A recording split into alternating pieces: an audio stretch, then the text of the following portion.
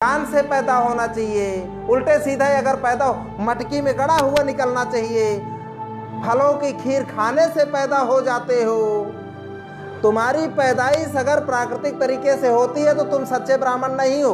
अगर माँ की गर्भ से कहता है नहीं नहीं नहीं नहीं नहीं, ये मुगलों द्वारा दी गई गाली नहीं है, बल्कि जब इस देश के अंदर में मुगल आया था तो भारत के अंदर के एक नदी बहती है, सिंधु नदी। तो सिंधु नदी के किनारे रहने वाले लोगों को वो सिंधु बोलते थे। सिंधु नदी थी भारत के अंदर, सिंधु नदी के किनारे तराई में रहने वाले लोगों को मुगल निर्माण करो सम्राट अशोक मौर्य के सपनों का भारत, आप निर्माण करो जो है चंद्रगुप्त मौर्य के सपनों का भारत। और पूरा जो है 85% समाज आपके राह देख रहा है, क्योंकि यह देश आज कराह रहा है। जब जब ओबीसी समाज के लोग जो है इस देश के जो असल निर्माता है, जब जब सत्ता इनके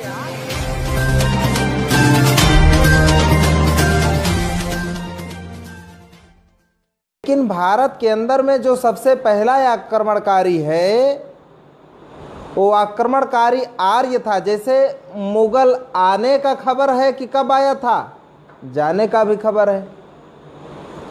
शक, हूण, डच, फ्रांसीसी, अंग्रेज, इनके आने का इतिहास में जिक्र होता है, जाने का भी होता है। लेकिन इस देश के अंदर में सबसे पहला आक्रमणकारी जो आर्य आया था उसके आने का जो है इतिहास में जिक्र मिलता है, लेकिन जाने का नहीं मिलता।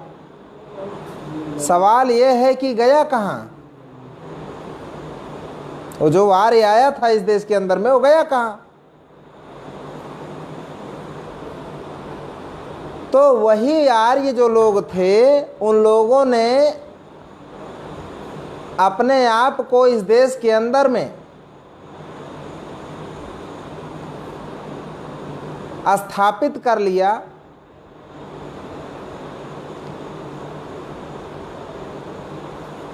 इन लोगों ने, जैसे कि विद्वानों का ऐसा मानना है कि किसी व्यक्ति अथवा समुदाय को हराकर गुलाम बनाना एक बात है, लेकिन उसको दीर्घ काल तक गुलाम बनाए रखना ये बहुत बड़ी बात है। दीर्घ काल तक यहाँ के मूल निवासी बहुजन समाज के लोगों को,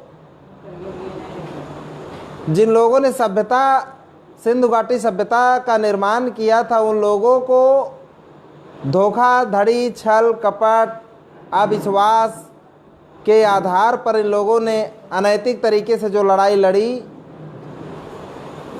उसके आधार पर यहाँ के लोगों को गुलाम बनाया। तो एक लंबे समय तक गुलामी थोपने के लिए उन लोगों ने वर्ण व्यवस्था का निर्माण किया, वर्ण व्यवस्था के तहत गुलाम बना के रखा, 1500 साल तक गुलाम बनाए रखा। उसके बाद 563 ईसा पूर्व में सिद्धार्थ गौतम बुद्धा नेपाल की तराई में जो उनका कपिलवस्तु राज चला करता था वहाँ से इधर को आते हैं। उन्होंने जो जनजागृति फैलाई, वैचारिक क्रांति फैलाई इस देश के अंदर, वैचारिक क्रांति होती है, उसके बाद यह समाज उन ब्राह्मणों के वर्ण व्यवस्था के गुलामी के चंगुल से बाहर आने के बाद 10 पीढ़ियों तक राजा बनता है। 10 पीढ़ियों के बाद जो है पुष्यमित्र शुंग नाम का ब्राह्मण फिर से जो है धोखा करता है। अपने ही राजा पुष्यमित्र शुंग ने अपने ही राजा सम्राट बृहद्रथ मौर्य की हत्या करने के बाद इस समाज को फिर से गुलामी में थोपता है। बाबा साहब कहा करते थे कि गुलामों का अपना कोई धर्म नहीं होता है, मालिक द्वारा थोपा गया जो या मालिक का दिया हुआ जो हुक्म है वही गुलामों का धर्म होता है। ब्राह्मणों ने जो सेवा करने का हुक्म दिया शूद्रों को, यहाँ के मूल निवासियों को शूद्र बनाया, वर्ण व्यवस्था में अछूत बनाया और आदिवासियों का अलगीकरण किया, नारी को जो है नारी दास्ता में जकड़ा। अछूत और आदिवासी तो समाज से बहिष्कृत रहे, लेकिन जिनको शूद्र बनाया वो आज की डेट में ओबीसी हैं। सारे के सारे पहले के शूद्र आज की डेट में ओबीसी हैं। उन लोगों को जो है हजारों साल से अपने गुलामी के छाया में रखा, सेवा लिया, तो गुलामी को ही धर्म बोला गया। जिनको पहले शूद्र कहते थे ब्राह्मण, आज की डेट में उन्हीं शूद्रों को ये हिंदू कहते हैं। बड़ी विडंबना है। और ये लोग जो शूद्र पहले थे, जिनके पुरखे, उन्हीं को आज, उन्हीं के बच्चों को आज जो है शूद्र ना बोल करके हिंदू बोलते हैं कि हिंदू माने गुलाम, हिंदू माने चोर, हिंदू माने राहजन, जो रास्ते में जो है लूटपाट करने वाले लोग होते हैं। हिंदू का ये अर्थ है। हिंदू हिंदी का शब्द नहीं, हिंदू मुगलों द्वारा दिया गया गाली है यहाँ के लोगों को। और ये हिंदी का शब्द नहीं, संस्कृत का शब्द नहीं, भारत के अंदर बोले जाने वाली किसी भाषा का शब्द नहीं है। तो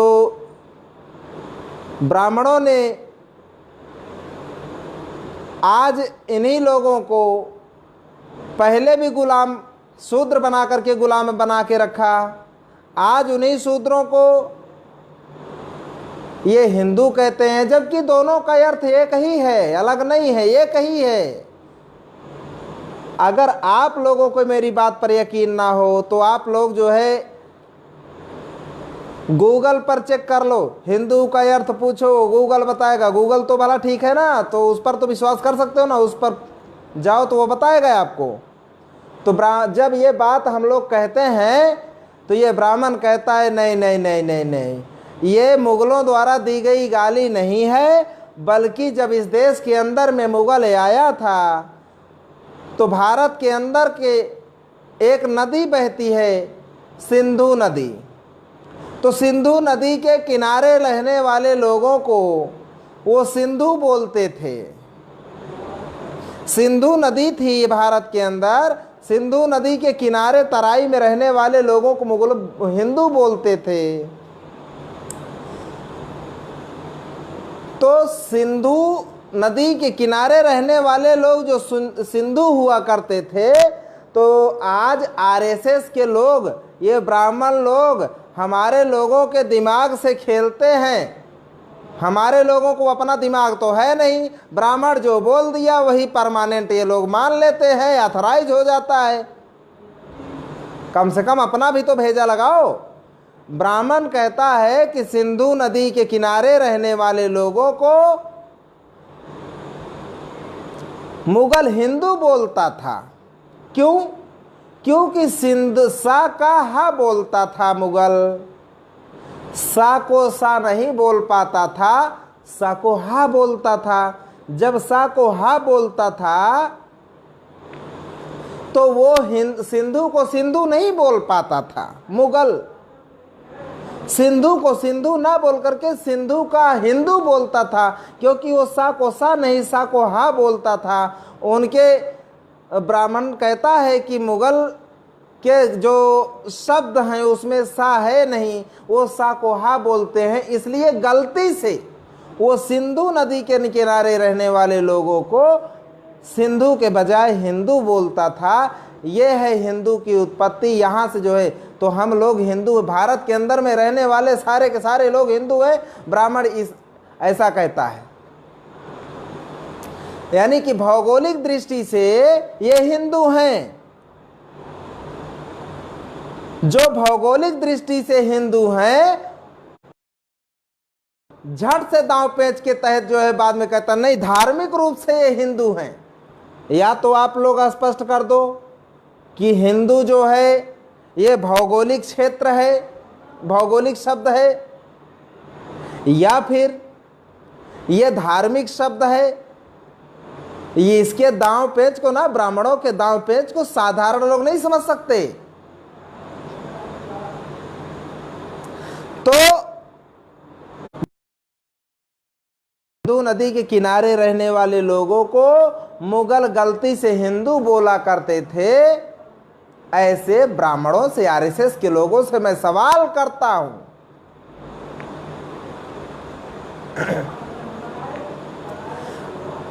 सवाल ये है कि चलो मैंने तुम्हारे आरोप को सही मान लिया, चर्चा के लिए, चलो ठीक है मान लिया कि सा नहीं बोल पाते थे मुगल लोग, वो सा को हा बोलते थे। तो आप ब्राह्मण ये जवाब दो हमको कि मुगलों के जो धर्म है, मुगलों का इस्लाम, इस्लाम में इस्लाम को इस्लाम बोल पाता था कि नहीं बोल पाता था? इस्लाम उनके धर्म का नाम इस्लाम है। तो भारत के अंदर में इस्लाम नाम ये प्रचलित नहीं होना चाहिए था। इस्लाम को मुगल को क्या बोलना चाहिए? इहलाम। इस्लाम को क्या बोलना चाहिए मुगलों को? इहलाम। मुसलमान रोज सवेरे, मुगल रोज सवेरे या जब भी कहीं किसी से मिलता है, एक दूसरे से मिलते हैं, जोहार करते हैं, अभिवादन करते हैं, तो वो कहते हैं अस्सलामु अलैकुम। वो सलाम करते हैं, कहते हैं अस्सलामु अलैकुम। तो अगर तुम्हारी बात मान ली जाए ब्राह्मणों की कि उनको सा नहीं बोलना आता था, तो क्या इसका मतलब है कि वो हलामु अलैकुम बोलते थे? ब्राह्मणों जवाब दो, क्या हलामु अलैकुम बोलते थे? तीसरा मेरा सवाल है कि उनको सा का हा बोलना पड़ता था, उनको सा नहीं आता था। तो तीसरा मेरा सवाल ये है कि उनके यहाँ सुल्तान होते हैं, बादशाह होते हैं, तो सुल्तान को मुगल सुल्तान नहीं बोल पाता होगा फिर तो, आपके कहने के हिसाब से, आरएसएस के ब्राह्मणों के कहने के हिसाब से सुल्तान को सुल्तान नहीं बोल पाता होगा। तो फिर मुगल जो है सुल्तान को क्या कहता था? तो सुल्तान को हुल्तान कहता होगा, बादशाह को बादशाह कहता होगा। अरे ये ब्राह्मण शातिर जितना है, ये SC OBC के लोगों को आपको कैसे हम समझाएं ये बात? उसने कहा है, आपने ये बात पूछना चाहिए। अगर कोई आज के बाद ब्राह्मण कहता है कि सिंधु नदी के किनारे रहने वाले लोगों को हिंदू बोला करता था, तो उन ब्राह्मणों से ये सवाल पूछना कि अस्सलाम वालेकुम कैसे करता था, सुल्तान को सुल्तान कैसे बोलता था, बादशाह कैसे बोलता था। ये सारे सवाल उनसे पूछ लेना, ब्राह्मणों से ये पूछा जाना चाहिए। हमारे लोग जवाब तो दे नहीं पाते हैं जल्दी, और इसका प्रचार प्रसार तेजी से कर रहा है ब्राह्मण, गलत प्रचार कर रहा है। ब्राह्मणों के, आज के आरएसएस के ब्राह्मणों के कहने का मतलब हिंदू ये कोई गाली नहीं है। सिंधु नदी के किनारे रहने वाले लोगों को हिंदू बोला तो ये तो फिर भौगोलिक नाम हो गया। अब इन आरएसएस के ब्राह्मणों से पूछना चाहिए कि स्वामी दयानंद सरस्वती तेरा बाप है कि नहीं? ब्राह्मणों, स्वामी दयानंद सरस्वती तेरा बाप है कि नहीं? और अगर है, पूना के सारस्वत गोत्र का जो है, ये गुजरात का टंकारा, शायद गुजरात के टंकारा जिले, जनपद टंकारा क्षेत्र का रहने वाला सारस्वत गोत्र का जो है ब्राह्मण, वो तुम्हारा ही बाप था ना, तुम्हारा पुरखा। उन्होंने 1875 में एक संगठन बनाया आर्य समाज, और एक किताब लिखा सत्यार्थ प्रकाश। उस किताब में उन्होंने लिखा है कि हिंदू मुगलों द्वारा दी हुई गाली है,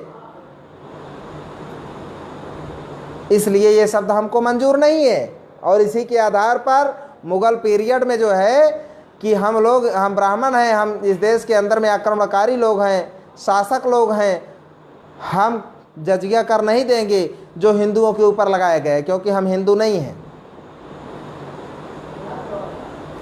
ये सारे सवाल आज पूछे जाने चाहिए। तो ब्राह्मण कहता है, एक बार सवाल पूछा गया था कि सिद्ध करो तुम SC ST OBC के लोग हिंदू हैं, तो ब्राह्मण सिद्ध नहीं कर पाया। हम लोग तो आज भी जो है इनाम रखे हुए हैं कि कोई भी व्यक्ति, भारत के अंदर का कोई भी व्यक्ति, कोई माई का लाल आ जाओ, सिद्ध करो कि तुम हिंदू हो और हमसे 1 करोड़ रुपए का इनाम लो। हमारे संगठन की तरफ से, बुद्धिस्ट इंटरनेशनल नेटवर्क, 1 करोड़ रुपए का इनाम रखा है। जो भी माई का लाल हो आ जाओ, साबित करो कि तुम हिंदू हो, 1 करोड़ का इनाम ले जाओ। साबित नहीं कर पाओगे। क्यों? क्योंकि हम सवाल पूछेंगे। फिर अगर SC ST OBC के लोग आते हो सिद्ध करने को कि हम हिंदू हैं, तो फिर पूछेंगे तुम हिंदू हो, तो बोलोगे हाँ हाँ हिंदू हूँ, ऐसा बोलोगे। तो फिर मेरा सवाल होगा कि हिंदू धर्म का ग्रंथ क्या है? तो तुमको तो मालूम होगा नहीं, और किसी अगर पढ़े लिखे होंगे तो आपको मालूम होगा कि हिंदू धर्म का ग्रंथ है वेद। तो फिर मेरा सवाल होगा कि तुम हिंदू हो, तुम्हारा धर्म ग्रंथ वेद है, तो वेद को पढ़ा क्या SC ST OBC के लोगों? वेद पढ़ा? चलो, दूर से नजदीक से नहीं पढ़ा, कोई बात नहीं। नजदीक से देखा? नजदीक से भी नहीं देखा। दूर से देखा? दूर से भी नहीं देखा। तुम हिंदू हो? हर एक मुस्लिम के घर में उसका धर्म ग्रंथ मिलेगा, हर एक ईसाई के घर में उसका बाइबल मिलेगा, हर एक सिख कौम के भाइयों के घर में गुरु ग्रंथ साहिब मिलेंगे, उनका धर्म ग्रंथ। आपके घर में वेद है कि नहीं? वेद जिस दिन पढ़ लिए ना, उस दिन मनुस्मृति पढ़ लो, तुम्हारी समझ में आ जाएगा कि तुम क्या हो। मनुस्मृति पढ़ना चाहिए आप लोगों को। तो ब्राह्मण जब मोहन भागवत जवाब नहीं दे पाया, तो आपके बस की बात नहीं है कि आप इसका जवाब दे दो। तो मोहन भागवत को जवाब देना पड़ा था पूना में इस बात का, जब ये सवाल पूछा गया था तो देना पड़ा। क्या देना पड़ा? हम सांस्कृतिक दृष्टि से हिंदू हैं। सांस्कृतिक दृष्टि से हिंदू है का क्या मतलब है? उसका कहने का मतलब है कि जो हमारी परंपराएं हैं ब्राह्मणों की, वही परंपराएं बाकी शूद्रों, अछूतों, आदिवासियों की, अर्थात आज की डेट में SC ST OBC की वही परंपराएं हैं। जो रीति रिवाज मेरे, वही रीति रिवाज इनके हैं। जिन देवी देवताओं का हम पूजा पाठ करते हैं, उन्हीं देवी देवताओं का पूजा पाठ ये भी करते हैं। जिस विधि विधान से हमारे यहाँ शादी विवाह होता है, उसी विधि विधान से इनके भी यहाँ शादी विवाह होता है। ऐसा मोहन भागवत जी ने कहने का मतलब था कि हम सांस्कृतिक दृष्टि से हिंदू हैं। तो फिर पूछा गया था उनसे कि सांस्कृतिक दृष्टि से सब हिंदू हो? मोहन भागवत जी या उनके चट्टे बट्टे ब्राह्मणों, तुम्हारी संस्कृति और इस देश के अंदर में रहने वाले SC ST OBC की संस्कृति एक कैसे हो सकती है भाई?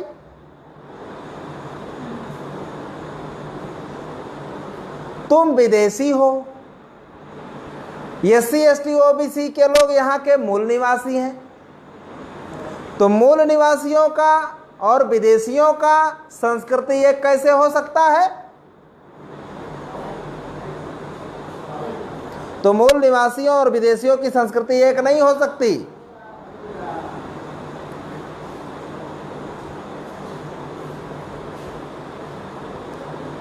तुम इस समाज के लोगों को, SC ST OBC को शूद्र अछूत आदिवासी बना करके 4000 साल से गुलाम बना के रखे हो।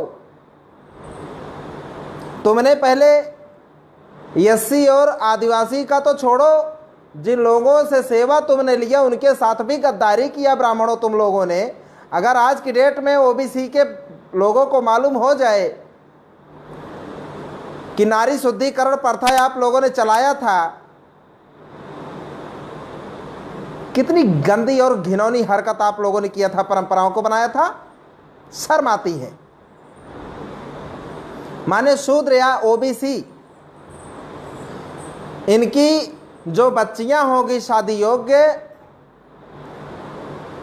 वो ससुराल को ब्याह करके बाद में जाएंगी। सबसे पहले आपके यहाँ सेवा देना पड़ता था पहले, हैं? 3 रात से लेकर 21 रात तक सेवा देना पड़ता था। 21 रात हैवानों की तरह तुम उनके साथ जो है हैवानियत करते थे, शारीरिक शोषण करते थे, यौन शोषण करते थे, नारी शुद्धिकरण प्रथा चला करके। जिन लोगों के साथ में तुम ऐसा किए हो, उनका धर्म और तुम्हारा धर्म एक है। शर्म नहीं आती तुमको ब्राह्मणों को? तुम्हारा धर्म ओबीसी नहीं है। मनुस्मृति में तुम लोगों ने शूद्र के कैसे कैसे दंड दिया जाना चाहिए सारा का सारा विधान लिखे हो, सारा का सारा ओबीसी के विरोध में लिख रखे हो। 52% आबादी को तुमने जो है आज तक गुलाम बना करके रखा है। उनको हक अधिकार नहीं दे रहे हो, उनको रिजर्वेशन नहीं दे रहे हो, उत्तर प्रदेश के अंदर में उनकी हत्याएं करवा रहे हो। तुम्हारा धर्म और ओबीसी का धर्म एक है, बेवकूफ बना के रखे हो।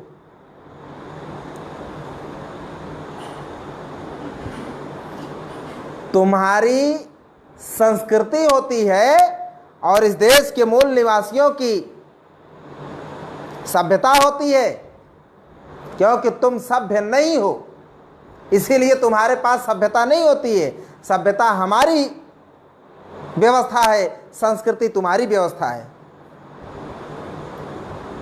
सभ्यता में संस्कार करके, सुधार करके, काट छांट करके तुम जो है उसको संस्कृति बनाते हो। तो सुन लो ब्राह्मणों, और मैं चुनौती देता हूं कि सिद्ध करो तुम हमारी संस्कृति और तुम्हारी संस्कृति एक है। सिद्ध करो। कैसे सिद्ध करते हो देखता हूं। हमारी सिंधु घाटी सभ्यता थी। जब हमारे पास बड़े दुनिया में लोगों के पास जो है रहने का ढंग नहीं मालूम था, जंगलों में गुफाओं में रात करते थे, कंदमूल फल खाते थे, उस समय हमारे पुरखों ने 4000 बरस पहले इस देश के मूल निवासियों ने 10-10 मंजिला के घर बनाए थे। सिंधु घाटी सभ्यता, शौचालय आज है तुम्हारे पास दे रहे हो 4000 साल बाद। 4000 साल पहले हमारे पुरखों ने सिंधु घाटी सभ्यता में शौचालय का निर्माण किया था। इतनी उन्नतशील सभ्यता को तुमने नष्ट किया। सम्राट अशोक मौर्य यानी ओबीसी का जो इस देश के अंदर में ओबीसी राजा था और उसके राजकाज में पूरी जनता सुखी थी, पूरा भारत जो है शक्तिशाली था, और उसके राजपाट को तुमने खत्म कर दिया और आज उसी ओबीसी के लोगों को तुमने शूद्र बना करके रखा। आज बाबा साहब के संविधान में उसको पहचान मिल पाई, सम्मानित, कि वो ओबीसी है। तुमने तो शूद्र बना करके रखा था। तो मौर्य काल को भी आप लोगों ने नष्ट किया और सिंधु घाटी सभ्यता को भी नष्ट किया। तो एक विकास करने वाले लोग हैं, एक विनाश करने वाले लोग हैं, और दोनों का धर्म एक है। हम लोग अपने खून पसीने से विकास करके इस देश को बनाए, इस देश के निर्माता हैं, और तुम विनाश करके सबसे बड़े देशभक्त बन जाते हो।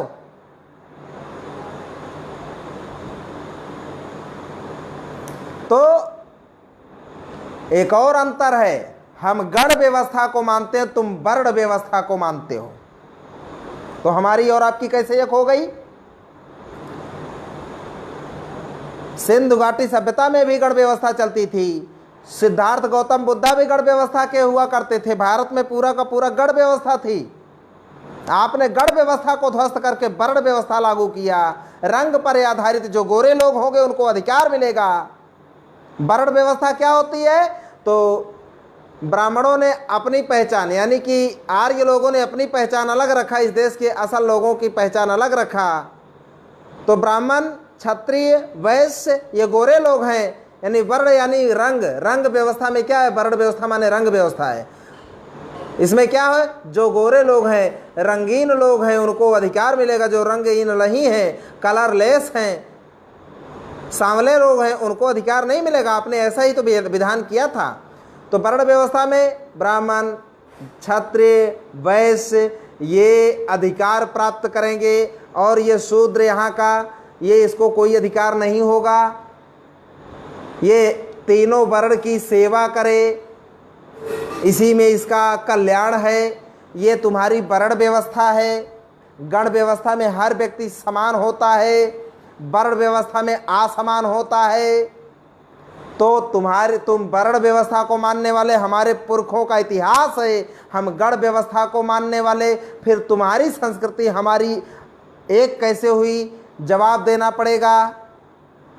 तुम कहते हो, गर्व से कहो हम हिंदू हैं, एक तो ये लोग हिंदू नहीं है। गाली देना बंद करो ओबीसी भाइयों को, गाली देना बंद करो। नहीं तो जिस दिन ब्राह्मणों पता चला कि जो है कि ओबीसी को मालूम हुआ कि ये हिंदू बोल करके उसको गाली दे रहे हो, उस दिन तुम्हारी खैर नहीं रहेगी। ओबीसी तुम्हारी क्या करेगा तुमको अनुमान भी नहीं है। अभी हमने दस्तावेज जारी कर दिए जो सुप्रीम कोर्ट और भारत सरकार ने जारी किया है, वो दस्तावेज जारी कर दिया मैंने, जा रहा है जनता के बीच कि हिंदू का अर्थ क्या होता है। इतना ही नहीं, हम श्रमण संस्कृति के मानने वाले और तुम ब्राह्मण संस्कृति के मानने वाले हो। हम श्रमण सभ्यता के लोग हैं, मेहनत करके खाने वाले लोग हैं, तुम्हारी तरह खैरात की नहीं खाते। हमारे लोग अपने शरीर को मेहनत करके, निचोड़ करके, पसीना बहा करके फिर खाते हैं मेहनत करके। तो हम श्रमण सभ्यता हमारी है, तुम्हारी ब्राह्मण सभ्यता है। हम श्रमजीवी हैं, तुम परजीवी हो। श्रमजीवी परजीवी समझ में आता है? आपको कैसे समझ में आएगा कि श्रम क्या होता है? आज तक सिर्फ बेवकूफ़ बना के आपने खाया ना, तो आपको श्रम का परिभाषा नहीं मालूम होगा। उससे पूछो जो दिन का दिन जो है बैकवर्ड खेती करता है, उससे जाके पूछो कि दाने उगते कैसे हैं, खेती होती कैसे है, मेहनत कहते किसको हैं। लोहार से पूछो, गरम भट्टी के सामने लोहे पीट करके जो आपको औजार देता रहा है आज तक, उससे पूछो क्या श्रम होता है, बताएगा। तो तुम्हारी संस्कृति परजीवी है और हमारी सभ्यता है श्रमजीवी की। जैसे ओबीसी समाज के जो लोग हैं वो खेतीहर लोग हैं, मजदूरी करने वाले लोग हैं, मेहनत कश लोग हैं। एससी एसटी ओबीसी माइनॉरिटी, ये लोग मेहनत कश और श्रमजीवी लोग हैं, और आप परजीवी हैं। ये लोग जब सब श्रम करके दिन भर जो है वो खेतों में काम करता है, ड्यूटी करता है, मजदूरी करता है, तो दिन भर पसीने बहाता है। पसीने बहाने के बाद में जब घर पे आता है या खेती करने के बाद जब दिन भर खेती किया, शाम को लौटा, जब घर पर अनाज निकाला, कुटाई पिसाई किया, खाया, बनाया, खाया, खाने के बाद बिस्तर पर गया, बिस्तर पर जाने के बाद में जब लेटा तब खटमल निकलता है। खटमल बना बनाया जो इतना मेहनत किया, खाया, खाने के बाद जो खून बना, तो बने बनाए रेडीमेड खून को खटमल चूस लेता है। तो खटमल की जो सभ्यता है, संस्कृति, उसकी जो संस्कृति है वो परजीवी है, और वो किसान श्रमजीवी है। खून ऐसे नहीं बनता।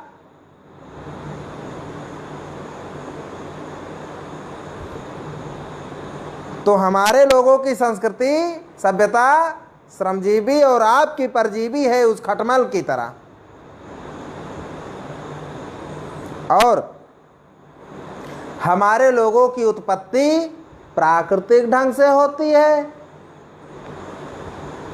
हम सभी भारतवासी जो लोग हैं, इस देश के असल मूल निवासी बहुजन समाज के जो लोग हैं, हमारे लोगों की जो उत्पत्ति होती है वो प्राकृतिक तरीके से होती है, और आपकी दैविक तरीके से पैदाइशी होती है।